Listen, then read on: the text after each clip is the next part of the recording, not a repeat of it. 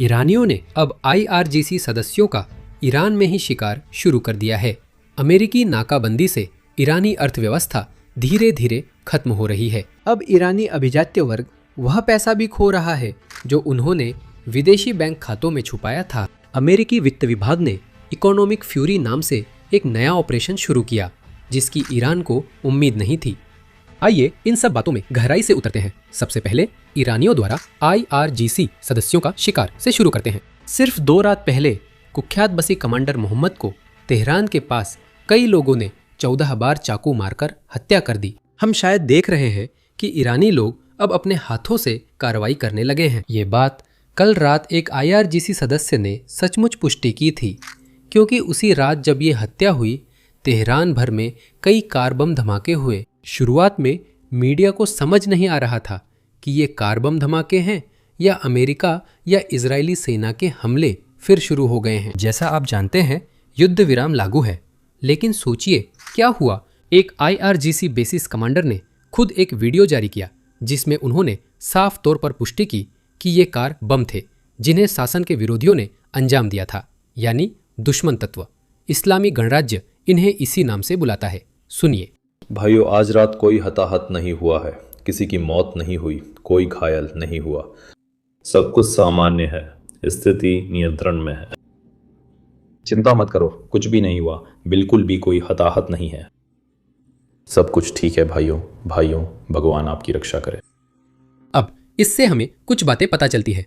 सबसे पहली बात, ईरान के अंदर स्पष्ट रूप से एक प्रतिरोध समूह है और वे धीरे धीरे और अधिक सक्रिय होते जा रहे हैं। लेकिन हम अभी भी वैसे विरोध प्रदर्शन नहीं देख रहे हैं जैसे हमने जनवरी में देखे थे, और इसका कारण यह है कि ईरानी शासन ने अभी भी इंटरनेट बंद कर रखा है। शासन जनवरी जैसी स्थिति से डरता है, इसलिए वे नहीं चाहते कि लोग आपस में समन्वय और संवाद करें और ईरानी लोग बाहरी दुनिया से संपर्क करें। इंटरनेट बंदी अब 1100 घंटे से ज्यादा हो चुकी है। जब मैं ये रिकॉर्ड कर रहा हूँ ये 47 दिनों से भी ज्यादा है।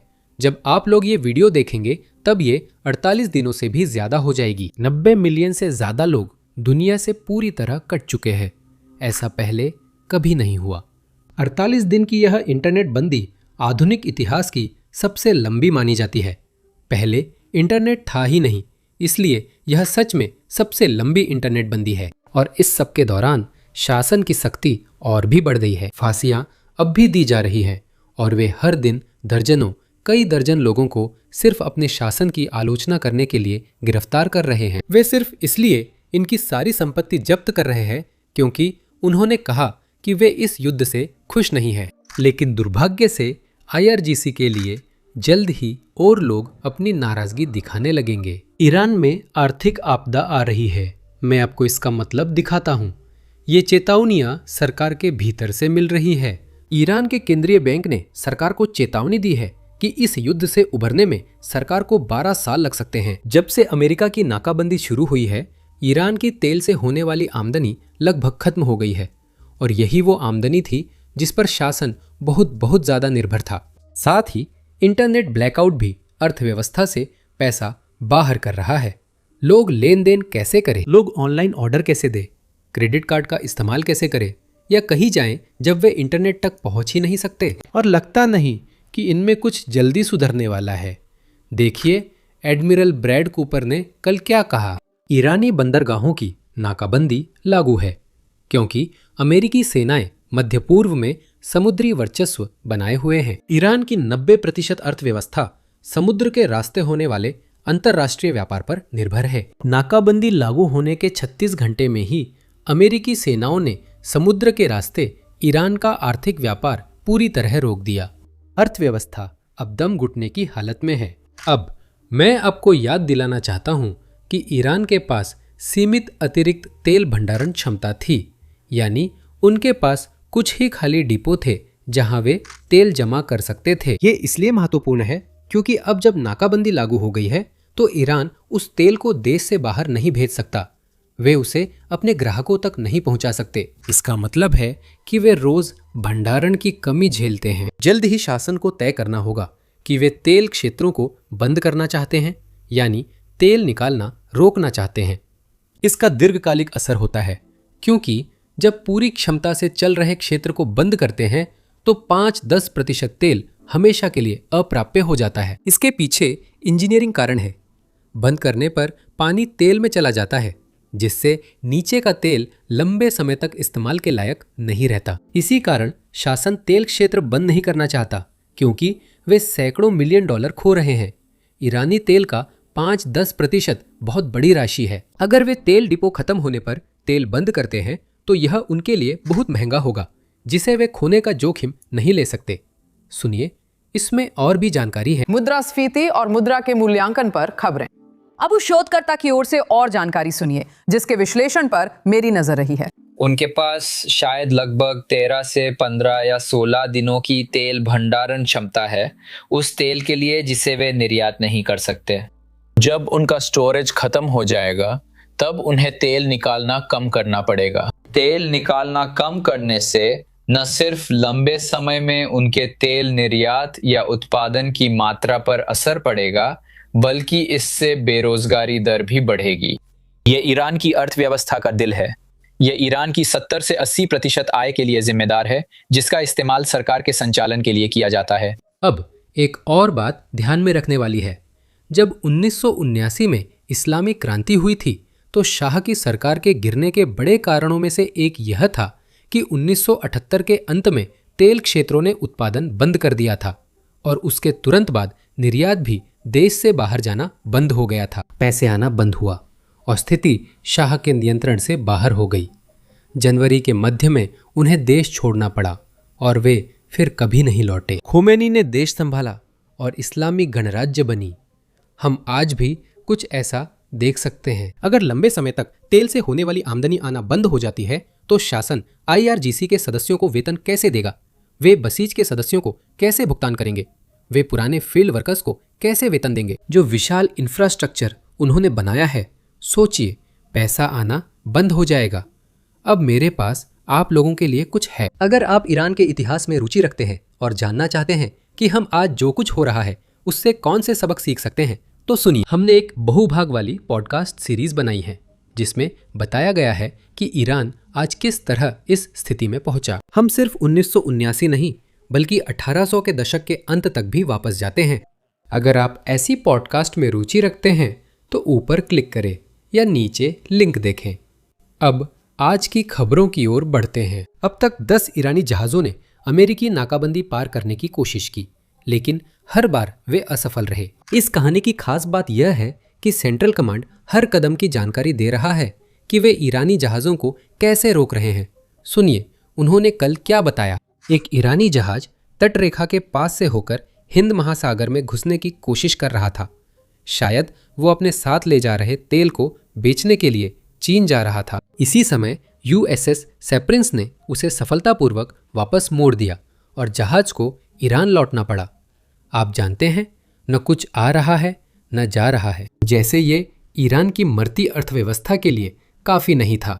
अमेरिकी ट्रेजरी विभाग ने एपिक फ्यूरी के साथ मिलकर एक नया ऑपरेशन शुरू किया है और इसका एक बहुत ही अनोखा नाम है, इकोनॉमिक फ्यूरी। इस ऑपरेशन के बारे में विस्तार से जानने और ये समझने से पहले कि ये शासन के बैंक खाते को कैसे नुकसान पहुंचा रहा है, बस एक छोटी सी याद दिला दूं कि नीचे दिए गए लाइक और सब्सक्राइब बटन को जरूर दबाएं। ये एल्गोरिदम में मदद करता है और हम ज्यादा लोगों तक खबरें पहुंचा सकते हैं। अब ऑपरेशन इकोनॉमिक फ्यूरी पर बात करते हैं। यह ईरानी अर्थव्यवस्था पर अधिकतम दबाव बनाए रखने की बात है। वित्तीय संस्थानों, खासकर दुनिया भर के बैंकों को चेतावनी दी गई है, खासकर अगर वे अवैध ईरानी पैसों से लेन देन करते हैं। ट्रेजरी विभाग ने वैश्विक बैंकों को चेताया है कि ईरानी गतिविधियों का समर्थन करने वालों पर द्वितीयक प्रतिबंध लगाए जा सकते हैं। लेकिन इससे भी ज्यादा महत्वपूर्ण बात यह है कि यहाँ मुख्य बिंदु है वह अल्पकालिक अनुमति जिसने समुद्र में फंसे ईरानी तेल की बिक्री की इजाजत दी थी, वह कुछ दिनों में खत्म हो रही है और ट्रेजरी विभाग ने कहा है कि इसका नवीनीकरण नहीं होगा। आसान भाषा में, प्रतिबंधों में राहत जो हमने 1 महीना पहले चर्चा की थी, ये अब खत्म हो रही है, जिससे ईरान के लिए तेल बेचना और मुश्किल होगा। सीधे कहे तो अब खरीदार खोजो। कल ऑपरेशन शुरू होते ही ट्रेजरी विभाग ने चीन, हांगकांग, UAE और कुछ मध्य पूर्वी देशों के बैंकों को सीधे पत्र भेजे। यही ईरान की स्थिति और खराब हो गई क्योंकि उन्होंने खुद हालात बिगाड़े। ईरान उन खाड़ी देशों पर भी हमला कर रहा है जिनका युद्ध से कोई लेना देना नहीं। उन्होंने कभी भी संयुक्त राज्य अमेरिका को अपनी हवाई सीमा का इस्तेमाल करने की अनुमति नहीं दी। लेकिन सोचिए क्या हुआ। युद्ध शुरू होने से पहले ईरान दुनिया भर में लेन देन के लिए खासकर यूएई जैसे देशों पर निर्भर था। वे यूएई की वित्तीय व्यवस्था का इस्तेमाल अमेरिकी प्रतिबंधों से बचने को कर रहे थे। और अब आप कह सकते हैं कि यूएई के पास अमेरिकी अधिकारियों के साथ काम करने के लिए एक अतिरिक्त प्रोत्साहन है ताकि यह सुनिश्चित किया जा सके कि ईरानी प्रतिबंधों से बच न सके। और यह ईरानी शासन के लिए और खास तौर पर ईरानी अभिजात वर्ग और अधिकारियों के लिए जिंदगी को नर्क बना देगा। जो लोग आप जानते हैं कुछ पैसे विदेशों में जमा कर रहे हैं, जैसे कि बुरे वक्त के लिए एक फंड के तौर पर, अगर सरकार गिरे और उन्हें भागना पड़े तो वे विदेश में कुछ मिलियन या कुछ 100 मिलियन डॉलर सुरक्षा के लिए रखना चाहते हैं। लगता है वो सुरक्षा जाल अब गायब होगा। इस पर और जानकारी हिल्स। सुनिए, मुझे नहीं लगता कि ये सही वर्णन है। कल हमने ऑपरेशन इकोनॉमिक फ्यूरी की घोषणा की थी और हम 1 साल से भी ज़्यादा समय से हमने ईरानियों पर अधिकतम दबाव बनाया हुआ है, चाहे वह ईरानी राज्य में भुगतान रोकना हो या IRGC के खातों पर कार्रवाई करना हो। ईरानियों द्वारा की गई घातक गलतियों में से एक ये थी कि उन्होंने अपने GCC पड़ोसियों पर बमबारी की, और जो अब फंड्स के मामले में कहीं ज़्यादा पारदर्शिता दिखाने को तैयार हैं या अपने बैंकिंग सिस्टम में रखे गए फंड्स की गहराई से जांच करने को तैयार हैं। तो हमने उनसे ये अनुरोध किया है कि हम IRGC के नेतृत्व और ईरानी नेतृत्व के किसी भी सदस्य के और अधिक फंड्स को फ्रीज करना चाहते हैं। दूसरी बात जो हमने की है वो ये है कि हमने कंपनियों से, देशों से कहा है कि अगर आप ईरानी तेल खरीद रहे हैं, अगर आपकी बैंकों में ईरानी पैसा रखा है, अब हम द्वितीयक प्रतिबंध लगाने के लिए तैयार हैं, जो कि एक बहुत सख्त कदम है। ईरानियों को पता होना चाहिए कि ये उन सैन्य कार्रवाइयों का वित्तीय समकक्ष होगा। अब कूटनीतिक स्तर पर बातचीत अभी भी जारी है और हम या तो एक आगामी शिखर सम्मेलन की उम्मीद कर रहे हैं जहां शांति समझौते पर बातचीत हो सकती है, या शायद युद्ध विराम को बढ़ाया जा सकता है। अब कल हमें पता चला कि ऐसा नहीं लग रहा है कि संयुक्त राज्य अमेरिका और ईरान इस हफ्ते मिलेंगे। उम्मीद है कि बैठक अगले हफ्ते होगी। कल पाकिस्तान के सेना प्रमुख असीम मुनीर तेहरान गए थे ताकि वे ईरानियों के सामने अमेरिका की मांगे रख सके और जान सके अगला कदम क्या होगा। अब अमेरिका की कुछ मांगे जिनके बारे में हमें पता है काफी सरल हैं। एक नजर डालिए। अमेरिका तेहरान से होर्मुज जलडमरू मध्य खोलने की मांग कर रहा है, जो युद्ध विराम का हिस्सा है। अमेरिका ने बमबारी रोकी, तेहरान ने होर्मुज जलडमरू मध्य खोलने का वादा किया, लेकिन अब तक ऐसा नहीं किया। और दूसरी बात जो अमेरिका मांग रहा है वो ये है कि अगली बार जब कोई ईरानी प्रतिनिधिमंडल किसी दूसरे देश में शांति समझौते के लिए आए तो अमेरिका ये सुनिश्चित करना चाहता है कि उस प्रतिनिधिमंडल के पास वास्तव में समझौता करने और उस पर हस्ताक्षर करने की शक्ति हो, क्योंकि पिछली बार 20 घंटे की बातचीत के बाद अमेरिका को पता चला था कि कमरे में मौजूद लोगों के पास वास्तव में किसी भी चीज पर सहमति देने की शक्ति नहीं थी, और तभी बातचीत मूल रूप से रुक गई और ईरानी पक्ष वापस लौट गया। असली ताकत जिसके पास है, चाहे वह सर्वोच्च नेता हो या कोई और, उससे बात करे और फिर अंतिम समझौते के साथ वापस आए। अब लगता है बैठक होने वाली है। दोपहर में और विवरण मिलेंगे। ऑपरेशन एपिक फ्यूरी को 46 दिन हो गए हैं। अमेरिका और ईरान के बीच युद्ध विराम जारी है, कूटनीतिक प्रयास चल रहे हैं।